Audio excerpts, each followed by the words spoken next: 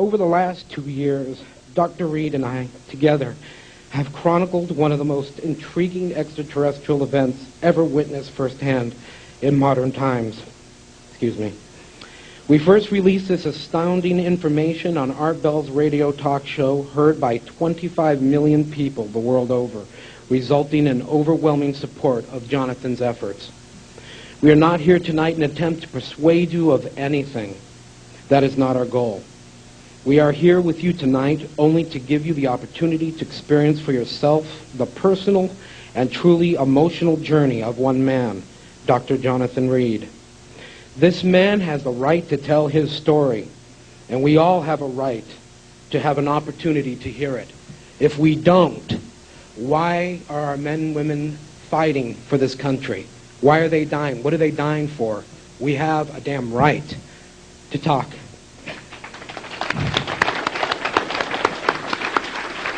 Thank you. Thank you. Before I introduce Dr. Reed and his compelling story, I would first like to set the stage by letting you hear, feel, experience, and then see with your own eyes just exactly what happened to Jonathan on that terrifying October afternoon. Sorry. This encounter has hurled Jonathan into an endless procession of events that has left his life in shambles. Jonathan has endured both physical and psychological warfare from unknown agencies that wish to keep this information out of the public's view. However, because of Dr. Reed's efforts, along with a handful of others, you now have the opportunity to spend a personal evening with Jonathan and be a part of our incredible journey. I have come to know the real danger inherent in bringing this information out. I have witnessed the horror that Jonathan has endured and have been a target myself just for being involved with him. Recently, there has been a large gathering of supportive individuals offering their help in any way they can in an effort to keep this information alive and Jonathan out of harm's way. Today, Jonathan offers a detailed account of what he experienced and allows for you to participate in a positive manner that will benefit and enrich us all. This is a time for exploration, not to be squandered on character assassination. This man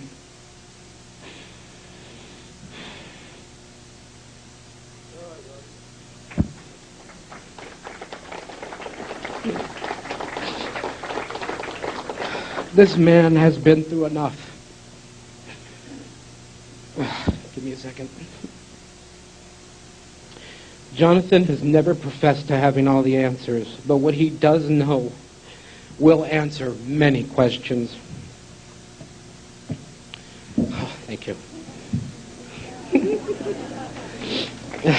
Thank you. Thank you. I know that now, believe me.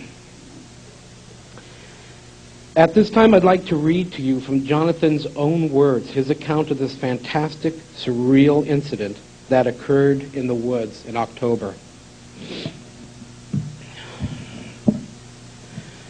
The sun, now mysteriously hidden. I was confused and physically and emotionally bent to the point of breaking.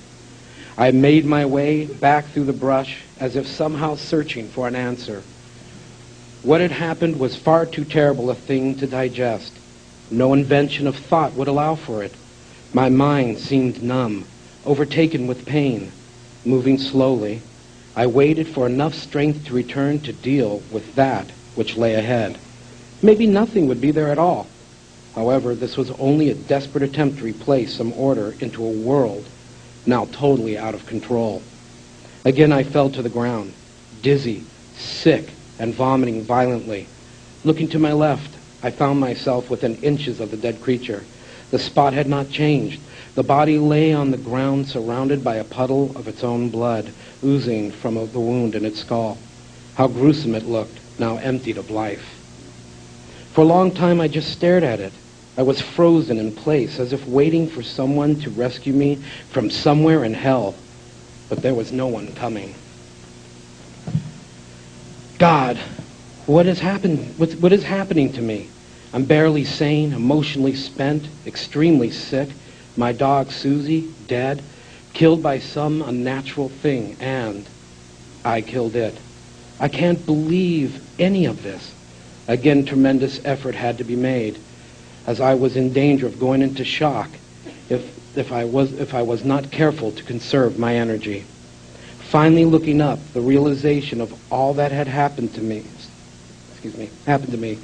snapped me back into reality. The time had come to try to leave this place, if I was ever going to survive.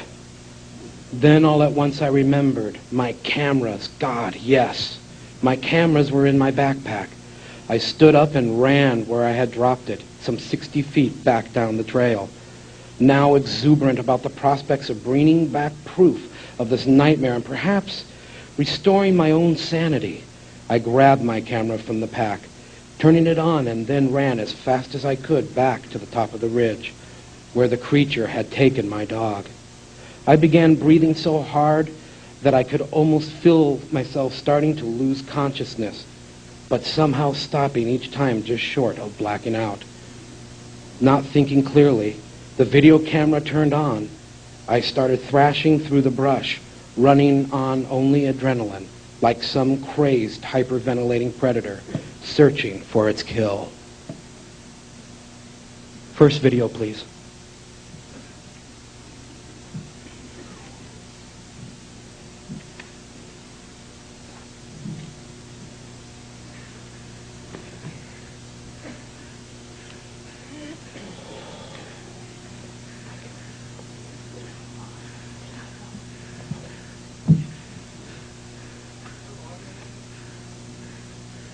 Yes.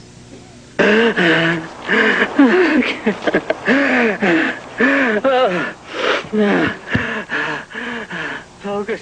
You don't have any visual? Can we start it again? Folks, this is the event where Jonathan goes back and gets his video camera and he turns it on as he runs back to the location where the being was last after he'd hit it. What you're hearing, or what you just started to hear, was his breathing as he's running through the woods.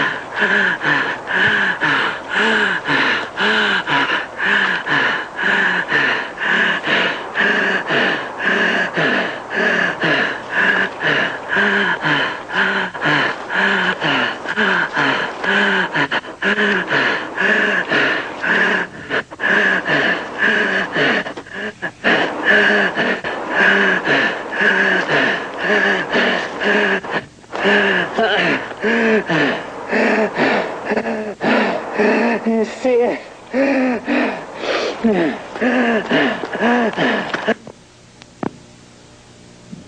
Thank you.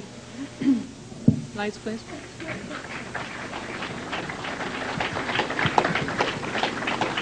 Ladies and gentlemen, how many of you would like to try breathing as hard as he was during those moments? We tried it. I nearly passed out. There is no way that somebody could have done this without enduring and going through it. He was in a hyperventilated state. At this point, I'd like to introduce to you Dr. Jonathan Reed. Please welcome him.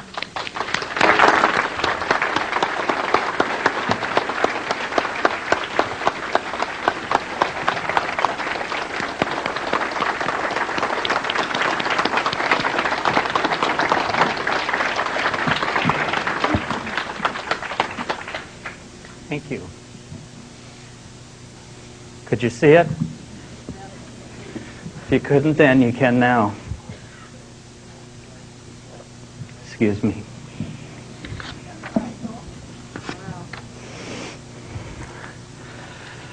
My name is Jonathan Reed.